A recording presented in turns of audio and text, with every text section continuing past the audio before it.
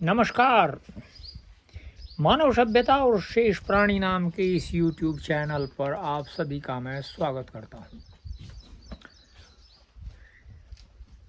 जैसा कि आपको विदित है या आपको विदित ना हो, हम बता देते हैं। एक तो होती है आसक्ति, एक होती है निरासक्ति। आसक्ति का अभिप्राय ये होता है कि जब मनुष्य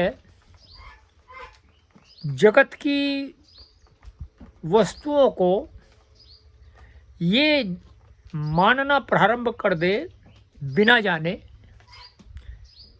कि ये मेरी हैं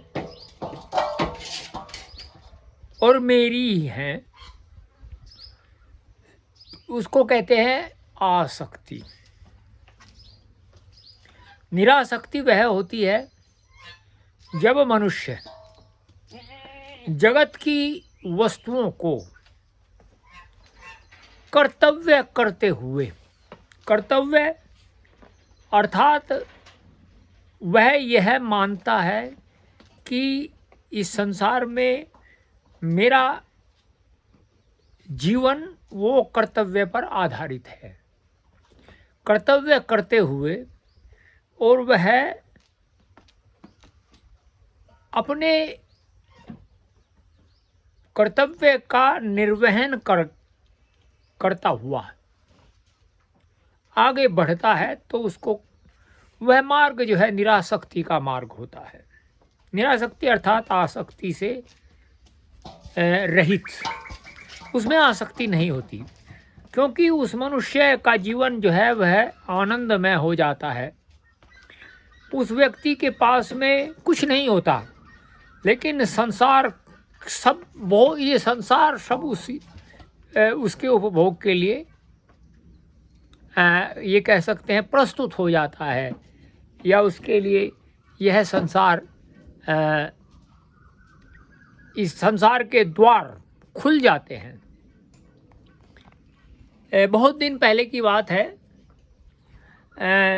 अभी भी इस काल में भी बहुत सारे लोग मुझे ये कहते हैं कि मैं सांसारिक हूँ। तो मैं ये नहीं समझ पाया कि वे सांसारिक कैसे हैं। तो वे संसार से उनका अभिप्राय यह है कि मैंने किसी के साथ में विवाह किया है और मेरे बच्चे हैं, और बच्चे होने के पश्चात में मैं हो गया सांसारिक।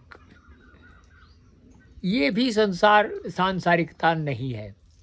मैं इसको आगे आप जानेंगे भी। तो आइए उसी को प्रारंभ करते हुए उपनिषद की शिक्षा, जिसमें केनोपनिषद का द्वितीय खंड प्रारंभ होता है, हम जो है आपके समक्ष प्रस्तुत करते हैं। यदि मन्यसे सुवेदेति दब्र में वापि नूनम त्वम ब्राह्मणो रूपम यदस्य त्वम यदस्य देवेश्वतः नु मीमांस्यमेव तै मन्ये विदितम। इसका अभिप्राय ये है, यदि तू मानता है, मन्य से यह जो है मध्यम पुरुष का एक वचन है। यदि तू मानता है, गुरु शिष्य से कहता है कि ब्रह्म को अच्छी तरह जानता है। बहुत सारे लोग हैं जो मानते हैं, तो निश्चित तू ब्रह्म के रूप को बहुत थोड़ा जानता है। जो उसका रूप तुझ में है और जो उसका रूप देवों में होना जात है, उसको तेरे लिए मैं खोज करने योग्य ही मानता हूँ। तो कितनी सुंदर बात बताई है। आगे बढ़ते हैं। ना हम मन्ये सुवेदेति नो न वेदेति वेद च यो नस्तद वेद है तद वेद वेदेति वेद च। गुरु कहता है, मैं नहीं मानता कि वह ब्रह्म अच्छी तरह से जानने योग्य है, मैं यह मानता हूं कि बिल्कुल जानने योग्य नहीं है। क्योंकि उसको जानते भी हैं।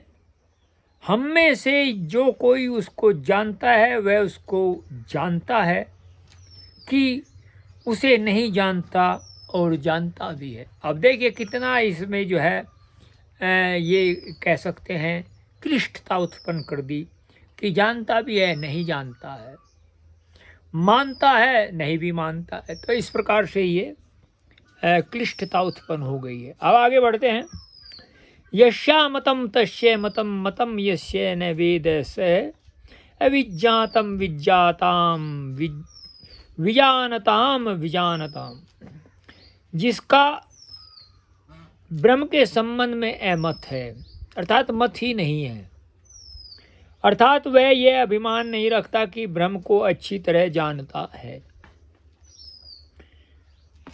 तस्य मतम, वह कुछ जानता है, परंतु जिसका मत है अर्थात जो अभिमान रखता है कि वह उसे जानता है, वह कुछ नहीं जानता। अब आप समझ गए होंगे। जाना अभिमानियों के लिए वह अज्ञात और स्वीकार करने वालों के लिए कुछ जात है। आगे इसका व्याख्या करते हैं इन तीनों मंत्रों के। ब्रह्म को जानने के संबंध में मंतव्य क्या होना चाहिए, उसकी इन मंत्रों में बड़ी महत्वपूर्ण शिक्षा दी गई है। गुरु ने शिष्य को सावधान किया है कि मनुष्यों में यह विचार कभी नहीं रहना चाहिए कि वे ब्रह्म को पूर्णतः जानते हैं। बहुत सुंदर बात है, क्योंकि परमात्मा सर्वव्यापक है और परमात्मा अनंत भी है। कोई उसको कहे कि मैं उसको जानता हूँ, वो वास्तव में जाना ही नहीं जा सकता। जो ब्रह्मांड का स्वामी है वह कैसे जाना जा सकता है। एक बात ये आगे, यह चेतावनी देने के बाद गुरु ने अपना मंतव्य इस प्रकार प्रकट किया है कि वह न तो यह मानता है कि ब्रह्म को अच्छी तरह जानता है और न यह कि उसे कुछ भी नहीं जानता। इसका अभिप्राय यह है कि परमात्मा का आनंद तो प्राप्त किया जा सकता है, परमात्मा को पूर्ण रूप से जाना नहीं जा सकता। कोई कहे कि मैं परमात्मा को जानता हूं, ये एक अंडे से हड्डी, अंडे में हड्डी ढूंढने वाला कार्य है, क्योंकि अंडे में हड्डी नहीं होती वो है, और वह अंडे से हड्डी ढूंढता है। या ये कह सकते हैं कि वह हवा में एक प्रासाद, जिसको महल बोलते हैं, प्रासाद बनाने का कार्य या कोई निर्माण कार्य ढूंढने का प्रयत्न कर रहा है। चलिए आगे बढ़ते हैं। इसलिए उपनिषद के शब्दों में मंतव्य यह हुआ कि न वेदेति वेदचः, अर्थात उसे नहीं भी जानते और जानते भी हैं। तो ये आपको इतना ही आज आपको ये उपनिषद की शिक्षा कैसी लगी, आप अपने विचार बता सकते हैं। आप प्रश्न कर भी सकते हैं। आप कुछ जानते हैं उनके विषय में, उसे भी बता सकते हैं। और इस चैनल को, जो मानव सभ्यता और शेष प्राणी है, आप सब्सक्राइब कर सकते हैं, लाइक कर सकते हैं, कमेंट कर सकते हैं, शेयर कर सकते हैं। आपसे हम फिर भेंट करेंगे। नमस्ते।